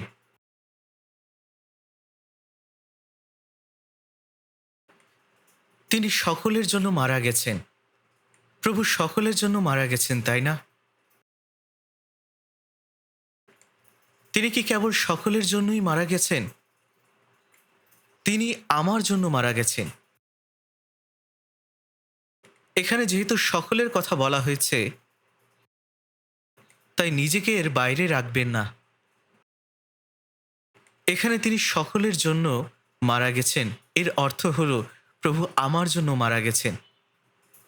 আপনার নিজেকে এর মধ্যে চিন্তা করা উচিত, যেন যারা জীবিত আছে, প্রভুর মৃত্যুর মাধ্যমে আমরা এখন বাঁচতে পেরেছি, তাই না? প্রভু যদি আমার জন্য না মারা যেতেন, তাহলে আমরা কিভাবে বাঁচতাম? প্রথম যোহন ৪ অধ্যায় ৯ পদে বলা হয়েছে, আমাদের মধ্যে ঈশ্বরের প্রেম ইহাতেই প্রকাশিত হইয়াছে যে ঈশ্বর আপনার একজাত পুত্রকে জগতে প্রেরণ করিয়াছেন, যেন আমরা তাহার দ্বারা জীবন লাভ করিতে পারি। প্রভু আমার জন্য মারা গেছেন, যাতে আমি বাঁচতে পারি। যেন যাহারা জীবিত আছে, প্রভুর মৃত্যুর মাধ্যমে আমরা এখন বাঁচতে পেরেছি। যেন যারা জীবিত আছে তারা যেন আর নিজের জন্য না বাঁচে। পরিত্রাণ পাওয়ার পর আমরা আর নিজেদের জন্য বাঁচি না, কিন্তু তারই জন্য বাঁচি যিনি আমাদের জন্য মারা গেছেন এবং পুনরুত্থিত হয়েছেন।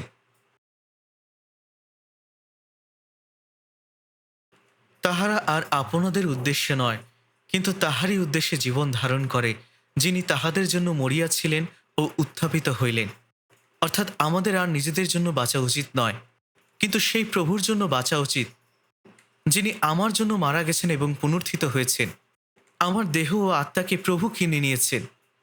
তাই আমার নিজের বলতে কোনো কিছুই নেই, আমার সব কিছুই প্রভুরই।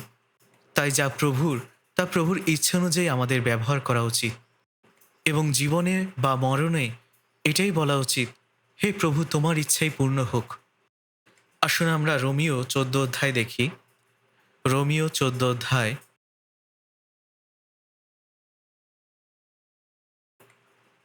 রোমিও ১৪ অধ্যায় ৭ ও ৮ পদ। ৭ এবং ৮ পদ আসুন আমরা একসাথে পড়ি। কারণ আমাদের মধ্যে কেহ আপনার উদ্দেশ্যে জীবিত থাকে না, এবং কেহ আপনার উদ্দেশ্যে মরে না। কেননা যদি আমরা জীবিত থাকি, তবে প্রভুরই উদ্দেশ্যে জীবিত থাকি, এবং যদি মরি, তবে প্রভুরই উদ্দেশ্যে মরি। অতএব আমরা জীবিত থাকি বা মরি, আমরা প্রভুরই। আপনারা কি পড়েছেন?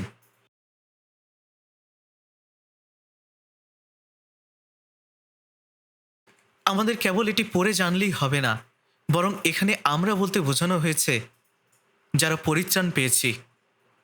আমরা ঈশ্বরের মহান অনুগ্রহ পেয়েছি এবং তার প্রেমে আবৃত হয়েছি।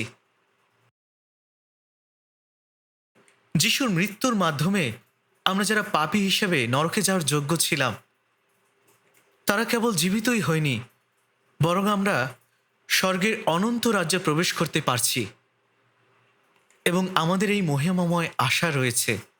আমরা যারা পরিত্রাণ পেয়েছি, আমরা কেউ নিজের জন্য বাঁচতে পারি না এবং কেউ নিজের জন্য মরতেও পারি না। এই বিষয়টি খুবই স্পষ্ট এবং এটা কোনো বিশেষ বিষয় নয়। কারণ আমরা যদি বাঁচি, আমরা প্রভুর জন্যই বাঁচি, আর যদি মরি তাহলে প্রভুর জন্যই মরি। আমি যদি বাঁচি, প্রভু তোমার জন্যই বাঁচি। আমি যদি মরি, তোমার জন্যই মরি। জীবনে বা মরণে আমি তোমারই, কারণ আমরা প্রভুর। আমাদের নিজের জন্য বাঁচার স্বাধীনতা নেই, নিজেদের জন্য বাঁচার অধিকার আমাদের নেই। তাই আমরা বাঁচি বা মরি, আমরা তা প্রভুর ইচ্ছা অনুযায়ী করি। এরপরে আমরা যদি ৯ পদ দেখি, আমি পড়ছি, কারণ এই উদ্দেশ্যে খ্রিস্ট মরিলেন ও জীবিত হইলেন, যেন তিনি মৃত ও জীবিত উভয়েরই প্রভু হন।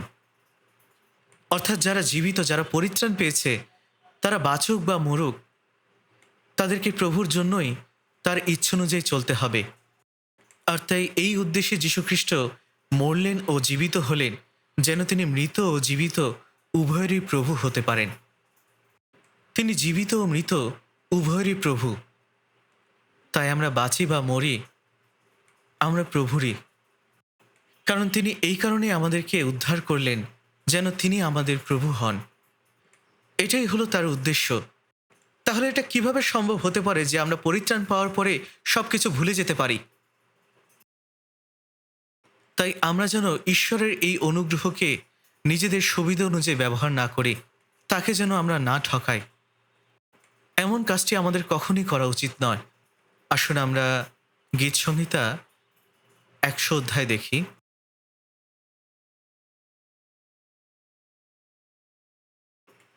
গীত সংহিতা ১০০ অধ্যায় ৩ পদ। আসুন আমরা একসাথে পড়ি। তোমরা জানিও সদাপ্রভুই ঈশ্বর, তিনি আমাদিওকে নির্মাণ করিয়াছেন, আমরা তাহারই, আমরা তাহার প্রজা ও তাহার চরানির মেষ। বলা হয়েছে তোমরা জানিও সদাপ্রভুই ঈশ্বর, তিনি আমাদিওকে নির্মাণ করিয়াছেন।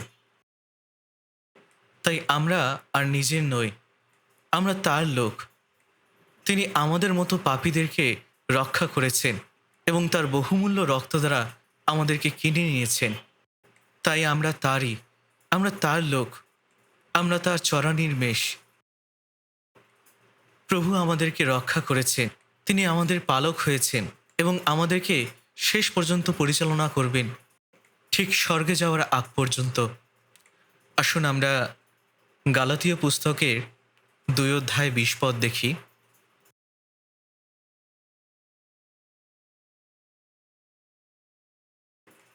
গালাতীয় ২ অধ্যায় ২০ পদ।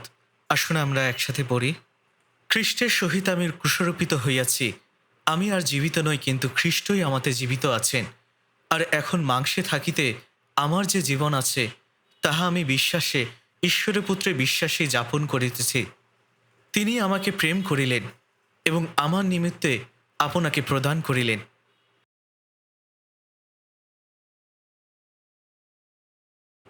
আমাদের সবার এটি মুখস্থ আছে, তাই না?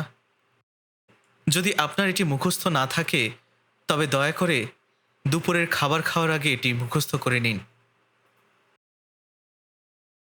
এটি মুখস্থ করার আগে দুপুরের খাবার বা রাতের খাবার খাবেন না, ঠিক আছে?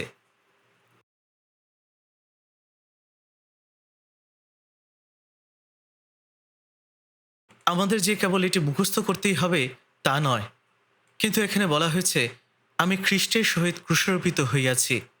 যীশু খ্রিস্ট মারা গিয়েছিলেন, আমরাও মারা গিয়েছিলাম, পাপী হিসেবে আমি মারা গিয়েছিলাম। তাই এখন যে আমি বেঁচে আছি তা নয়, কিন্তু খ্রিস্টই আমার মধ্যে বেঁচে আছেন। যারা পরিত্রাণ পেয়েছে, এখন খ্রিস্ট তাদের মধ্যে বাস করেন। প্রভু আমাদের থেকে দূরে নন, বরং তিনি পরিত্রাণ প্রাপ্তদের মধ্যে অবস্থান করেন ও বাস করেন।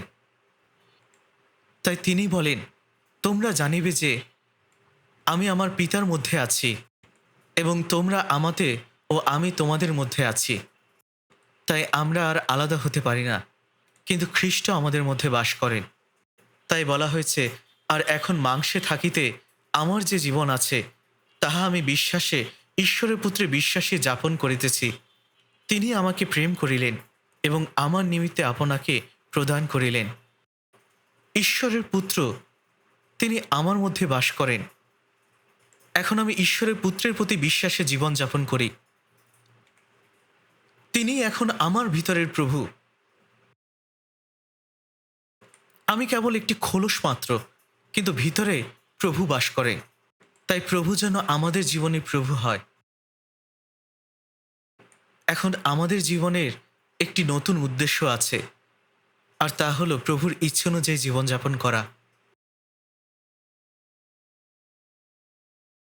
আমরা শাস্ত্র থেকে শিখি এবং শাস্ত্রের মাধ্যমে পবিত্র আত্মা আমাদের এই সত্য বিশ্বাস করতে সাহায্য করেন যে প্রভু আমাদের মধ্যে বাস করেন এবং তারপর আমাদের সাহায্য করেন প্রভু যেভাবে চান সেভাবে বাঁচতে। প্রথম যোহন 2:6 বলা হয়েছে, যে বলে আমি তাহাতে থাকি, তাহার উচিত যে তিনি যে রূপ চলিতেন সেও তদ্রূপ চলে। প্রভু যেভাবে চলেছেন আমাকেও সেরূপ চলতে হবে। পবিত্র আত্মা আমাদের বিশ্বাস করতে সাহায্য করেন এবং প্রভু আমাদের মধ্যে আছেন এবং আমাদের শিক্ষা দেন কোন বিষয়টি প্রভুকে সন্তুষ্ট করে, এবং তিনি আমাদের তার ইচ্ছা অনুযায়ী চলার হৃদয় দান করেন। ফিলিপিও 2:13 বলা হয়েছে, কারণ ঈশ্বরে আপন হিত সংকল্পের নিমিত্ত তোমাদের অন্তরের ইচ্ছা ও কার্য উভয় সাধনকারী। প্রভুর সুপ্রসন্নতায় আমার ইচ্ছা। এখন তিনি আমাদের সেই ইচ্ছা দেন এবং আমাদেরকে সেই শক্তি দেন। তার সুপ্রসন্নতা সাধন করার জন্য তিনি আমাদের সাহায্য করেন। তাই তিনি আমাদের সাথে সব সময় রয়েছেন। যখন আমরা পরিত্রাণ পাই, তখন আমাদের বুঝতে হবে যে প্রভুই আমাদের জীবনের প্রভু।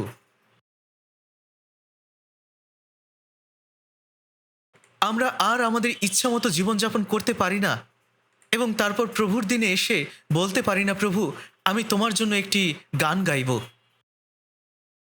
আর তুমি তো জানো আমার বেশি কিছু নেই, তবে এই নাও কিছু পকেট মানি, তোমাকে দিলাম। ঠিক আছে প্রভু, আবার দেখা হবে, আগামী রবিবারে তোমার সাথে আবার দেখা হবে। এটা তো আসলে মন্দিরে যাওয়ার মতো বিষয়। যারা মূর্তি পূজা করে তারাও এমনটা করে। প্রভু কোথায় আছেন? তিনি কি কেবল মণ্ডলীর ভবনের মধ্যেই থাকেন এবং সপ্তাহে একবার শুধুমাত্র কি তার সাথে দেখা করতে আসি? প্রভু সবসময় আমাদের সাথে আছেন। কেউ কেউ বলে, প্রভু আজ আমাকে এক জায়গায় যেতে হবে, কিন্তু আজ আমাকে যেখানে যেতে হবে প্রভু সম্ভবত তুমি সেই জায়গাটি পছন্দ করবে না। তাই প্রভু দয়া করে আজকের দিনটি তুমি বাড়িতেই বিশ্রাম নাও, ঠিক আছে? আমি পরে ফিরে আসব। তখন কি প্রভু বলবেন, ঠিক আছে ভালো থেকো? প্রভু কি আসলে তা বলবেন? প্রভু আমাদের সাথে যাবেন। কেন? কারণ আমরা তাকে আমাদের থেকে আলাদা করতে পারি না। আপনি প্রভুকে কোথায় নিয়ে যাবেন? আপনি কি ক্লাবে যাবেন? প্রভু পছন্দ করেন না এমন জায়গায় আপনাদের যাওয়া উচিত নয়। আসুন আমরা কেবল সেই কাজগুলোই করি যা প্রভুকে সন্তুষ্ট করে, এবং যা তিনি অপছন্দ করে তা যেন না করি, কারণ তিনি আমার জীবনের প্রভু। প্রভুকে ছেড়ে আমাদের যা খুশি তা করার স্বাধীনতা আমাদের নেই।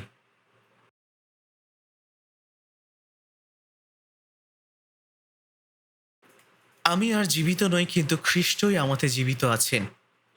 দয়া করে এই পথটি মুখস্থ করুন, দয়া করে এটি ভুলে যাবেন না। আর এখন মাংসে থাকিতে আমার যে জীবন আছে, তাহা আমি বিশ্বাসে, ঈশ্বরের পুত্রে বিশ্বাসে যাপন করিতেছি। তিনি আমাকে প্রেম করিলেন এবং আমার নিমিত্তে আপনাকে প্রদান করিলেন। বিশ্বাসে জীবনযাপন করার অর্থ হল তাকে আমার প্রভু হিসাবে গ্রহণ করা। প্রথম পিতর 3:15 বলা হয়েছে, কিন্তু খ্রিস্টকে প্রভু বলিয়া আপনাদের হৃদয়ে পবিত্র জ্ঞান করুন। খ্রিস্টই আমার হৃদয়ের প্রভু। প্রভু যদি আমার হৃদয়ের প্রভু হন, তবে আমি পবিত্র হব। তার ইচ্ছে অনুযায়ী জীবনযাপন করার অর্থ এটাই। কিন্তু খ্রিস্টকে প্রভু বলিয়া আপনাদের হৃদয় পবিত্র জ্ঞান করুন। ইফিসীয় 5:10 বলা হয়েছে, প্রভুর প্রীতিকর কি তাহা পরীক্ষা করিয়া দেখো। প্রভুর প্রীতিকর কি তাহা পরীক্ষা করিয়া দেখো, খুঁজে বের করুন কোনটিতে প্রভু সন্তুষ্ট হন। এখন আমাদের খ্রিস্টীয় জীবন যখন আমরা অধ্যয়ন করি, তা হলো প্রভুর প্রীতিকর কি তা জানা এবং তা করা, এবং তিনি যা পছন্দ করেন না তা না করা। আপনার তা করতে যত ইচ্ছা করুন না কেন, তা করবেন না। তার অপছন্দের জায়গায় যাওয়া উচিত নয়, অসৎ সঙ্গের সাথে চলা উচিত নয়। প্রথম করিন্থীয় 15 বলা হয়েছে, কুসংসর্গ সদাচরণ নষ্ট করে। আপনারা যদি এই জগতের সাথে বন্ধুত্ব করেন, তাহলে আপনাদের হৃদয় কুলুষিত হবে। সুসমাচারের প্রচারের জন্য অবশ্যই আপনাদের কিছুটা ঘনিষ্ঠ হতে হবে, কিন্তু আপনাদের তাদের সাথে খুব বেশি ঘনিষ্ঠ হওয়া ঠিক নয়। যারা পরিত্রাণ পেয়েছে তারা পরিত্রাণ প্রাপ্তদের বন্ধু, আর এই কারণে আপনাকে অবশ্যই সেই জাগতিক বন্ধুত্ব থেকে সরে আসতে হবে, কারণ তাদের কারণে আপনার বিশ্বাসী জীবন নষ্ট হয়ে যাবে। পরিত্রাণ পাওয়ার পরে আমাদেরকে অবশ্যই প্রভুর সুসমাচারের জন্যই বাঁচতে হবে। যোহন 5:17 বলা হয়েছে, কিন্তু যীশু তাহাদিগকে এই উত্তর করিলেন, আমার পিতা এখন পর্যন্ত কাজ করিতেছেন, আমিও করিতেছি। পিতা এখন পর্যন্ত কি কাজ করছেন? ঈশ্বর আকাশমণ্ডল ও পৃথিবী সৃষ্টি করার কাজ 6 দিনে সমাপ্ত করেছিলেন।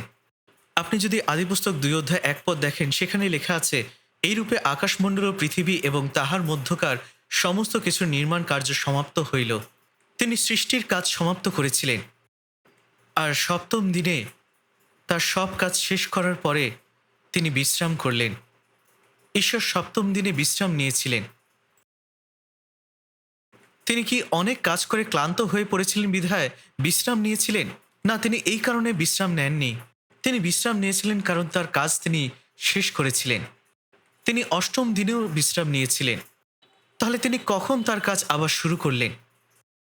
আদিপুস্তক 3 আদম ও হাওয়া পাপ করলেন। ঈশ্বরের প্রতিমূর্তিতে সৃষ্ট মানুষ পাপ করল। এটি ছিল বিরাট একটি সমস্যা, তাই ঈশ্বরের আবার কাজ শুরু করতে হলো, আর সেটা হলো পরিত্রাণের কাজ। তাই পুরাতন নিয়মে আমরা দেখতে পাই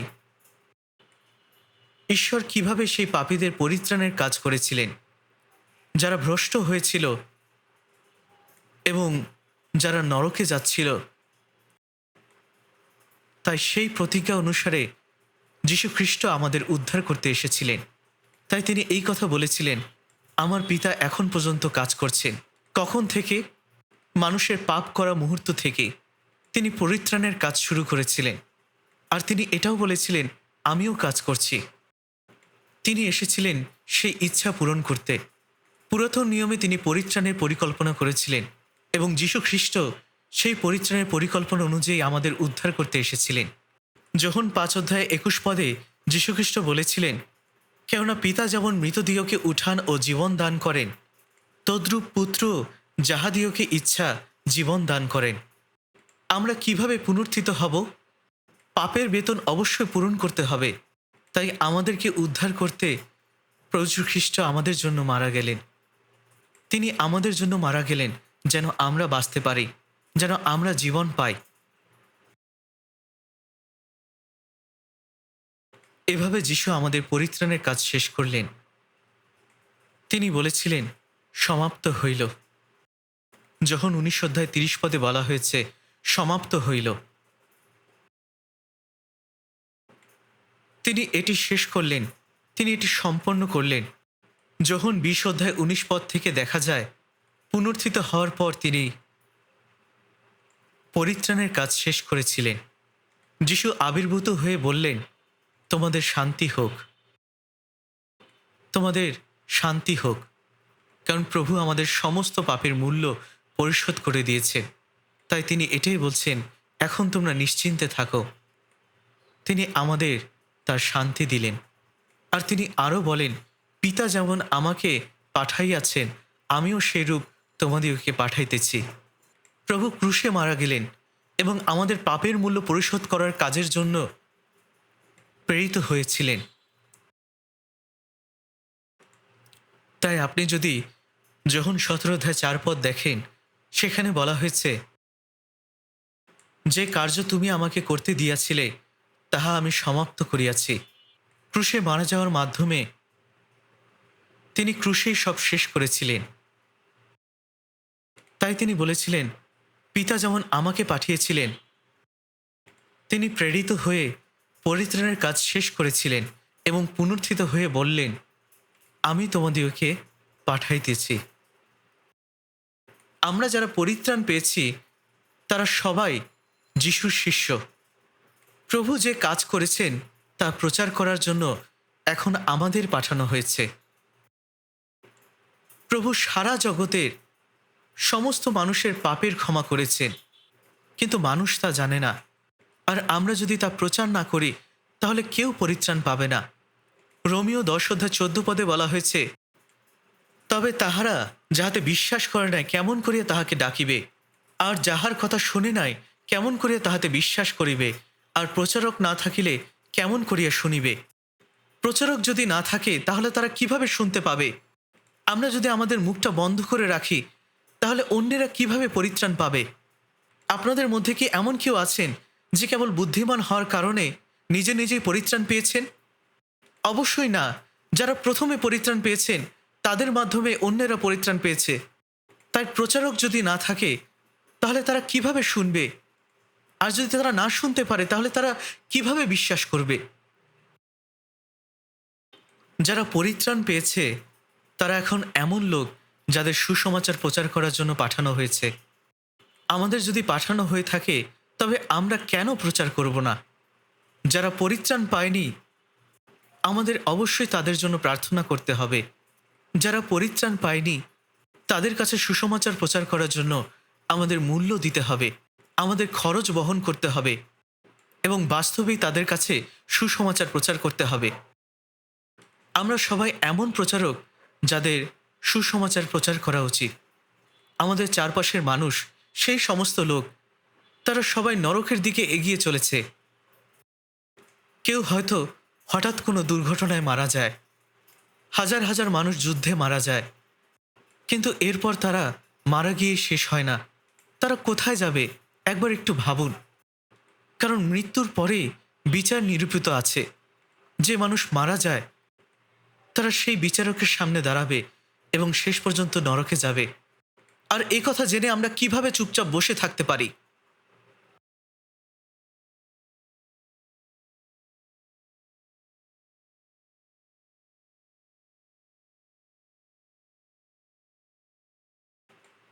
আমরা জানি যে বাইবেলে কয়েন হেবেলের কথা বলা হয়েছে। তারা ঈশ্বরের উদ্দেশ্যে নৈবেদ্য উৎসর্গ করেছিল। ঈশ্বর হেবেলের নৈবেদ্য গ্রহণ করেছিলেন, কিন্তু তিনি কয়েনেরটা গ্রহণ করলেন না। আর কয়েন তাই ঈশ্বরান্বিত হয়ে হেবেলের বিরুদ্ধে উঠে তাকে হত্যা করেছিল। ঈশ্বর যখন কয়েনকে বললেন, তোমার ভাই হেবেল কোথায়? তখন কয়েন বললেন, আমি জানি না, আমি কি আমার ভাইয়ের রক্ষক নাকি? কয়েন হেবেলকে হত্যা করার পরে কত সাহসী ও নির্লজ্জের মতো বলতে পারে, আমার ভাই কোথায় আমি জানি না। হিতোপদেশ 24 অধ্যায় 11 পদে বলা হয়েছে, তাহাদিগকে উদ্ধার করো যাহারা মৃত্যুর কাছে নীত হইতেছে, যাহারা কাঁপিতে কাঁপিতে বদ্ধভূমিতে যাইতেছে, আহা তাহাদিগকে রক্ষা করো।